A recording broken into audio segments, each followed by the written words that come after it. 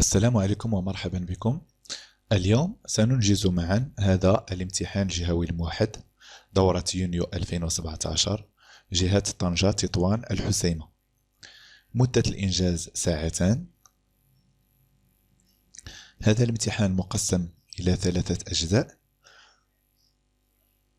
هنا عندنا لو تكست النص، ثم أسئلة لا ليكتور القراءة، ثم أسئلة langue et communication، la langue يعني اللغة، قواعد اللغة et la communication، ثم عندنا écriture الكتابة أو الإنشاء.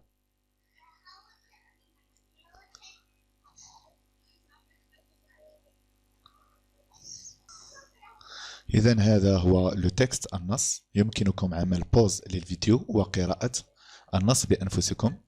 سأقرأ النص وأقوم بشرح بسيط. تابعوا معي. À Tétouan, nous trouvâmes où loger. بمدينة تطوان وجدنا أين نسكن. loger سكن. Une petite maison voisine d'un verger. يعني منزل صغير بجوار un verger يعني بستان من الأشجار. Il n'y avait qu'une seule chambre où nous vivions tous. كانت عندنا غرفة واحدة seule chambre où nous vivions tous. نعيش فيها كلنا. نمر إلى الفقرة الثانية. deuxième paragraphe. Ma mère se remit à vendre ses légumes et ses fruits. أمي أخذت تبيع الخضار والفواكه au marché في السوق. Mon père, ancien combattant de la guerre d'Espagne, يعني من قدماء المحاربين ديال الحرب الإسبانية، allait vivre séjourner en compagnie de ses camarades de l'armée. كان يقضي نهاره برفقة رفقائه في الجيش l'armée. نمر إلى الفقرة الثالثة. Mon père me trouva un travail dans un café populaire. أبي وجد لي عملا un travail dans un café populaire في مقهى شعبي. Je travaillais de 6 heures du matin jusqu'après minuit. كنت أعمل من 6 إلى ما بعد منتصف الليل. minuit منتصف الليل. Et chaque fin de semaine, mon père rendait visite au patron du café. يعني في نهاية كل أسبوع أبي كان يزور le patron du café. Il s'installait sur la terrasse. كان يجلس في la terrasse يعني في المقهى. buvait du thé et percevait mon salaire. يشرب الشاي ويأخذ راتبي أو أجرتي. Le patron me faisait venir et me demandait de baiser la main de mon père. Le patron كان يقول لي أن آتي et me demandait de baiser la main de mon père. يطلب مني أن أقبل يد أبي. Qui me disait الذي كان يقول لي que Dieu te bénisse mon fils. ليبارك الله يا ولدي. Mon patron n'était pas mécontent de mon travail.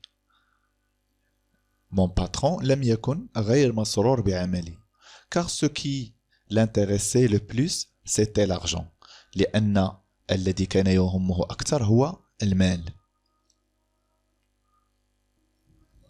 الفقرة الأخيرة. Certaines nuits, je dormais au café, sur les bancs. في بعض الليالي كنت أنام بالمقهى يعني على الكراسي. Et d'autres, je trouvais refuge dans la boulangerie espagnole. وفي أحيان أخرى كنت آوي إلى المخبزة الإسبانية voisine التي بالجوار. Je dormais peu et je maigrissais à vue d'œil. كنت أنام قليلا et je maigrissais à vue d'œil. كنت أصير نحيفا وضعيفا à vue d'œil. Un jour في يوم من الأيام je tombais malade. أصبت بالمرض أو مرضت. إذن هذا النص مأخوذ من Le pain nu, رواية Le pain nu, c'est un roman رواية de محمد شكري الكاتب المغربي المشهور. édition Seuil 1997. إذا الآن يمكنكم إعادة القراءة بأنفسكم حتى تتمكنوا من فهم هذا النص، وسأترك تحت هذا الفيديو رابط يمكنكم من خلاله تحميل هذا الامتحان وقراءة تحميل هذا الامتحان على شكل PDF وقراءة النص بتأنٍ، ثم العودة للفيديو للإجابة جماعة. نمر الآن إلى أسئلة لا ليكتور، القراءة. Lisez le texte attentivement et répondez aux questions suivantes. يعني اقرأوا النص بتأنٍ وبانتباه ثم نجيب عن الأسئلة. السؤال الأول: Complétez le tableau suivant. سنكمل ونتمم هذا الجدول الطابلو. هذا الجدول فيه 4 خانات. الخانة الأولى prénom et nom de l'auteur. ما هو اسم الكاتب؟ نعود إلى النص. أين هو اسم الكاتب؟ نعم، اسم الكاتب هو محمد شكري. نكتب هنا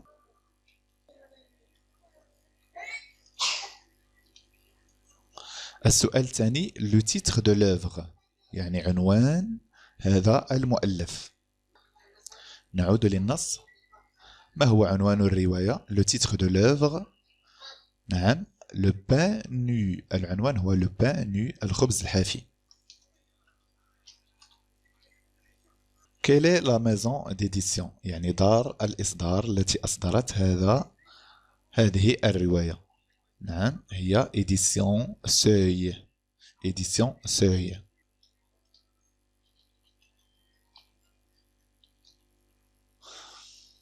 ثم أخيرا la date de parution، يعني تاريخ الإصدار. نعود إلى النص بطبيعة الحال 1997. هذه الأسئلة الأولى تكون سهلة ويجب أن نستغلها لجمع بعض النقاط. نمر الآن إلى السؤال الثاني. Le type du texte est plutôt descriptif, narratif, explicatif. Le type du texte، نوع هذا النص، هل هو descriptif وصفي نصف فيه شيئا ما، أو narratif حكائي نحكي فيه أحداث، أو explicatif شرحي نشرح شيئا ما. نعم، بقراءة النص نلاحظ أن النص هل هو descriptif narratif أو explicatif.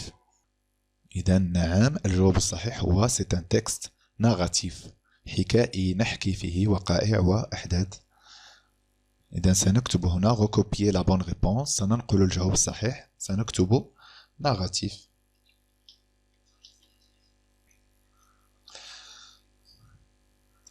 السؤال الثالث: Quel est le métier de la mère؟ ما هي مهنة الأم؟ هل تتذكرون؟ نعود إلى النص. إذا الجواب موجود في هذه الجملة: Ma mère se remit à vendre ses légumes et ses fruits au marché. إذا مهنة الأم هي vendeuse de légumes et de fruits، بائعة خضر وفواكه.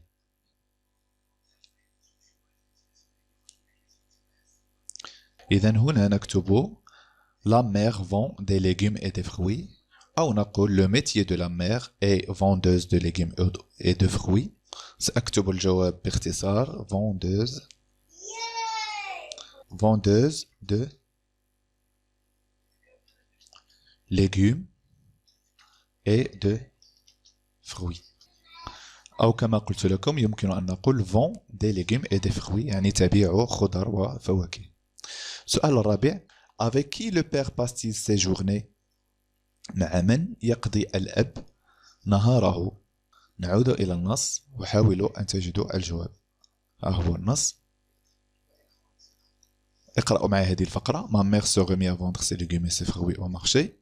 Mon père, ancien combattant de la guerre d'Espagne, allait vivre ses journées en compagnie de ses camarades de l'armée.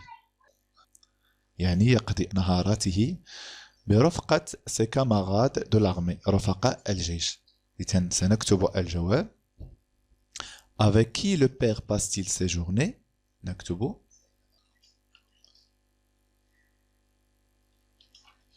le père passe ses journées en compagnie برفقة en compagnie de ses camarades de l'armée. إذا نقول en compagnie ou bien نقول avec. Le père passe ses journées avec ses camarades de l'armée. نفس الشيء. Le père passe ses journées en compagnie de ses camarades de l'armée ou le père passe ses journées avec ses camarades de l'armée. نفس الجواب نفس الشيء.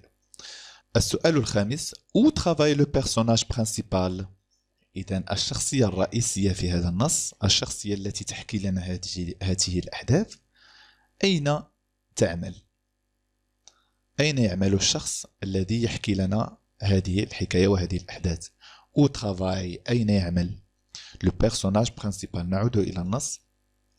إذن نقرأ هذه الفقرة.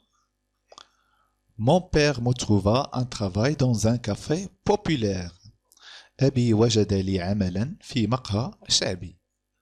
إذن الشخص الذي يحكي لنا النص أو le personnage principal، الشخصية الرئيسية في هذا النص، يعمل في مقهى شعبي.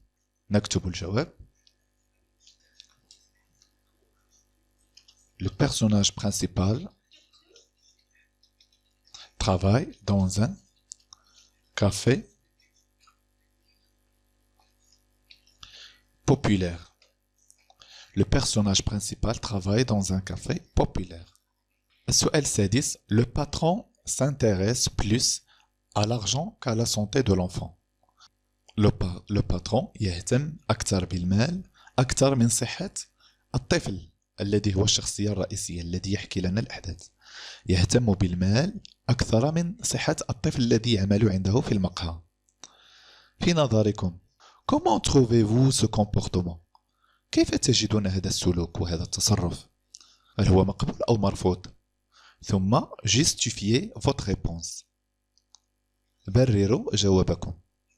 إذا ستقول لماذا. إذا قلت هو مرفوض تقول لماذا، إذا قلت مقبول تقول لماذا. Le patron يهتم بالمال أكثر من اهتمامه بصحة الطفل. إذا بطبيعة الحال هذا سلوك مرفوض. C'est un comportement inacceptable, inadmissible, injuste. إذا سنكتب مثلا. نبدأ الجواب من هنا. ce comportement، هذا السلوك، est inacceptable، qu'on ne peut pas accepter، غير مقبول، لا يمكن أن نقبله. on ne peut pas l'accepter. accepter يعني قبل. inacceptable يعني غير مقبول، لا يمكن قبوله.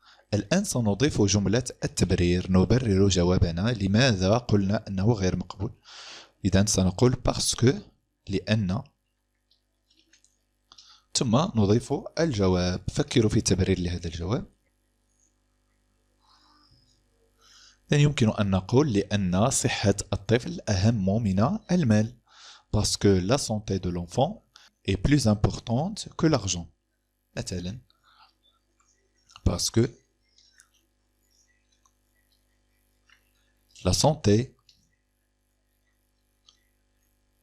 de l'enfant est plus importante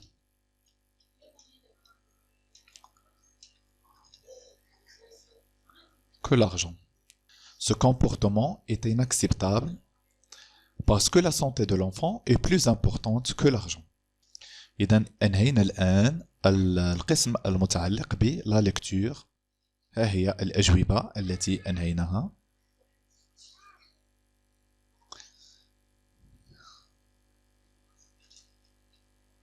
الآن سأترك أسئلة لا لونغ إلى لا كوميونيكاسيون للفيديو المقبل حتى لا يكون زمن هذه الفيديوهات طويلا جدا، ويمكنكم الآن عمل بوز لأسئلة لا لونغ إلى كوميونيكاسيون والتفكير في جوابها.